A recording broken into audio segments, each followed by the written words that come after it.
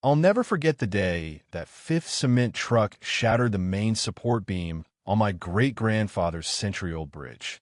And there she was, Deborah Kensington Price, standing at her kitchen window with a coffee mug, actually smiling.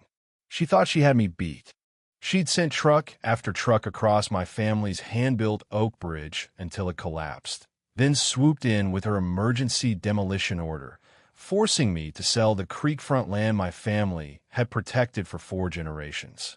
But what she didn't know, I was a retired Army Corps engineer, and I was about to turn her own corruption into the trap that would destroy her forever.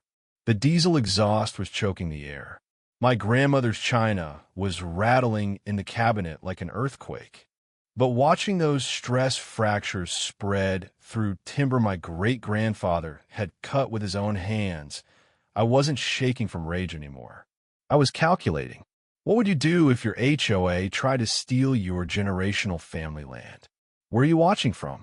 Let me know if HOAs are this corrupt where you are, too. Let me back up. My name's Marcus Thornfield. 3 months ago, I was just a 52-year-old retired engineering contractor living peacefully on the 40-acre homestead my great-grandfather built back in the 1920s.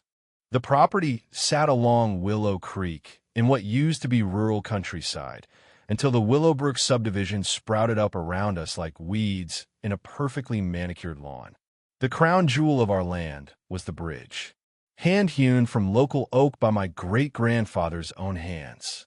It spanned Willow Creek and connected our property to the main road. 4 generations of Thornfields had crossed that bridge to come home.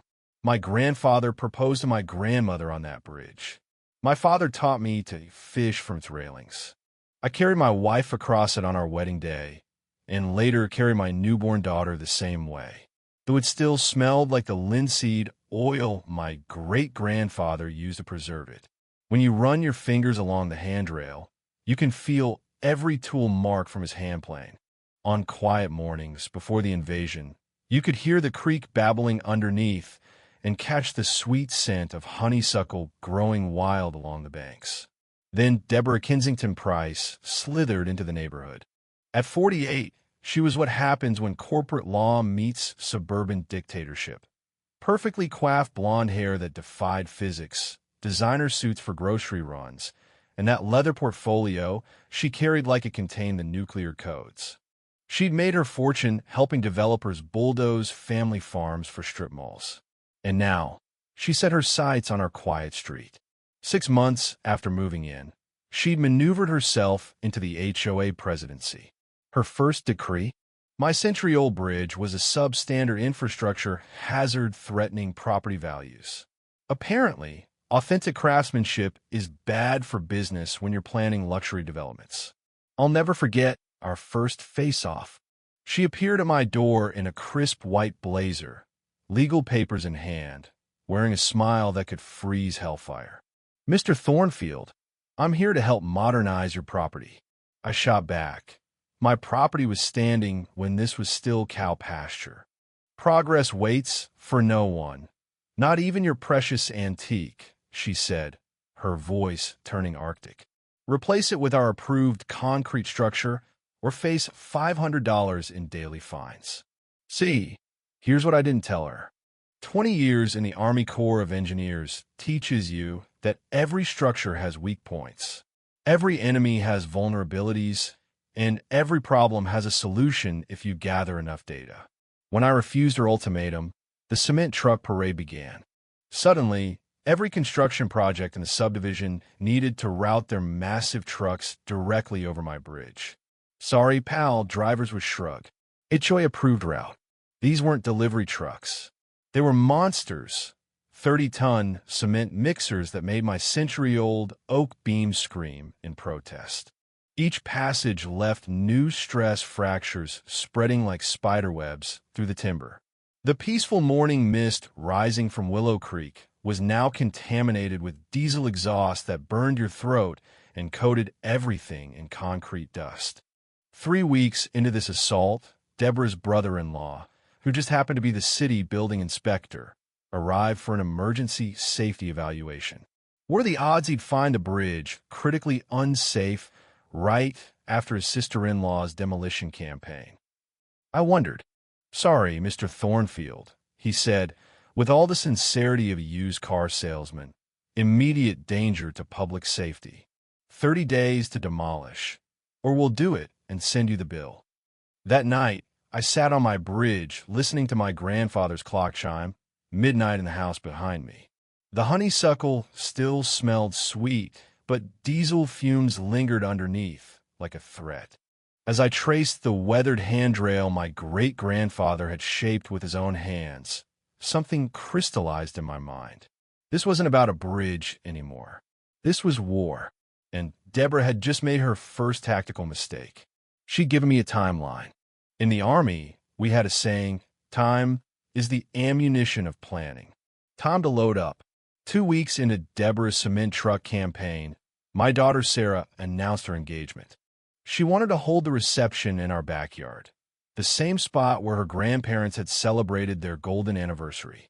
The date was set for the first Saturday in June, with 60 guests expected and a catered dinner overlooking Willow Creek. I should have known Deborah wouldn't let a family celebration go uninterrupted. The morning of the wedding dawned perfect. Clear skies, gentle breeze carrying the scent of my wife's prize-winning roses. Sarah looked radiant in her grandmother's pearl white lace dress as guests began arriving around 4 o'clock. The photographer was capturing those precious family moments when I heard the first diesel engine rumbling in the distance, like distant thunder. "Please tell me that's not what I think it is," I muttered, checking my watch. But there it was, a massive cement mixer thundering down our quiet road, heading straight for the bridge. Then another and another.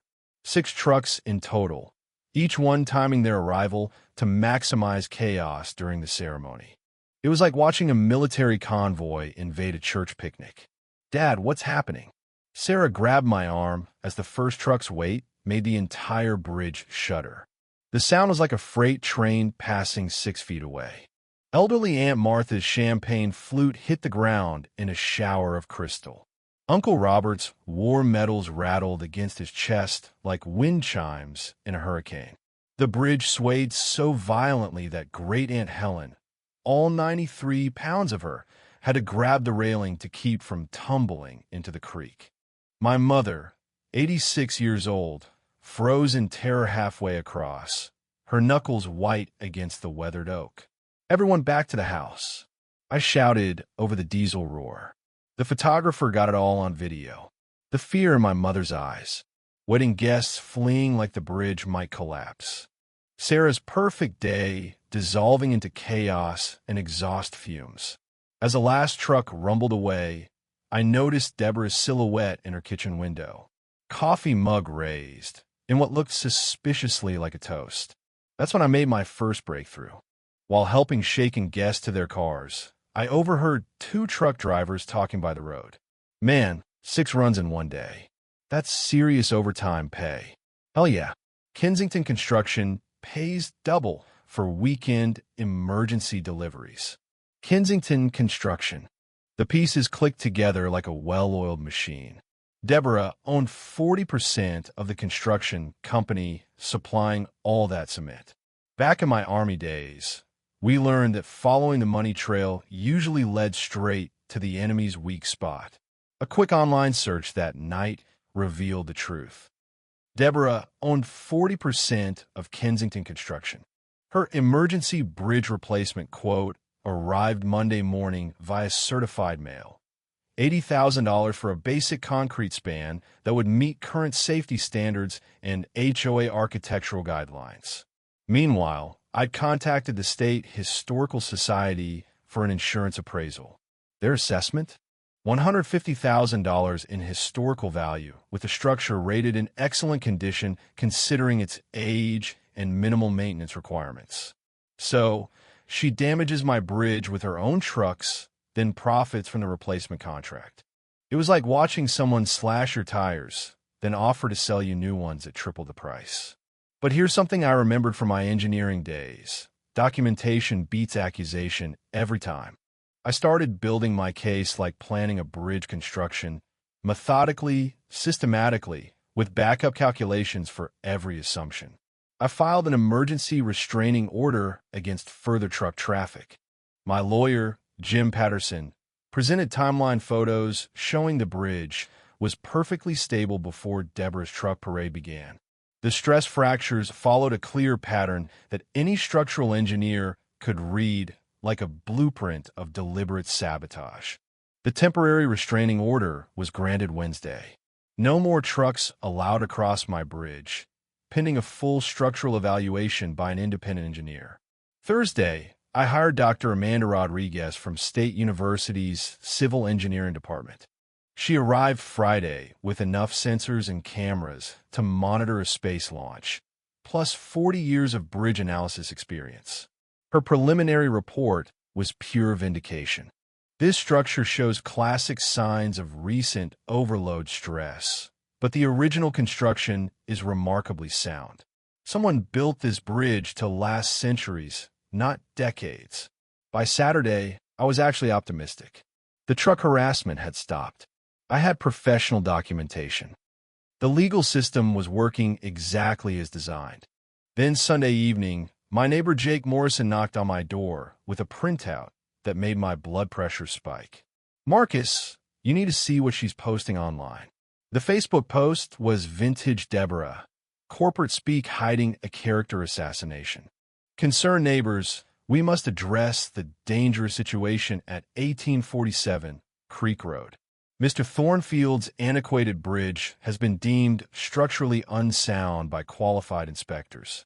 His selfish refusal to modernize this hazardous crossing puts our entire community at risk.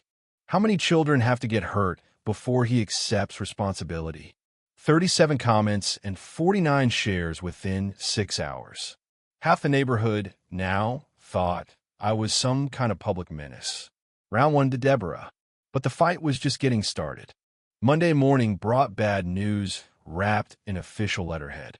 Deborah had somehow gotten my restraining order overturned by a different judge, Judge Bradley Hoffman, who apparently spent more time on the golf course with our HOA president than in his courtroom. The new order was brief and brutal. Plaintiff has failed to demonstrate irreparable harm. Defendant HOA retains authority over approved traffic routes through subdivision common areas. Common areas? My bridge wasn't a common area. It was private property that had been standing since before their precious subdivision was even a developer's wet dream. But try explaining property law to a judge who's already made up his mind over cocktails and campaign contributions. By Tuesday afternoon, the cement trucks were back with a vengeance. Not just occasional deliveries anymore. Deborah had scheduled them every 30 minutes from dawn to dusk like some kind of industrial metronome.